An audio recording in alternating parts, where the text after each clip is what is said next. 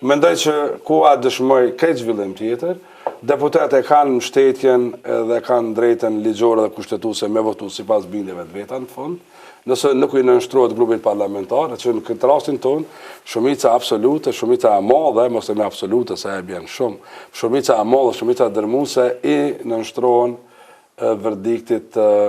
Këshillit Përgjithshëm të LDK-s, i cili është kumari vetëm i koalicionit dhe i bartë vendimarrjen politika të tilla. LDK-ja i nënshtrohet marrëdhënie kontraktuale me PDK, nuk ka marrëdhënie tjera. Ka marrëveshje e cila është kontraktu politike dhe në cilën në rastin e Isa Mustafës PDK-ja ka votu kryeministrin përveç një deputetit.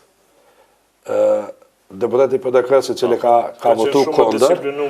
po ndërsa në rastin e dytë LDK-ja e mban marrëveshjen dhe derisa nuk ndrohet ajo marrëveshje, nuk ka asnjë arsye me shkel marrëveshjen, me shkel fjalën e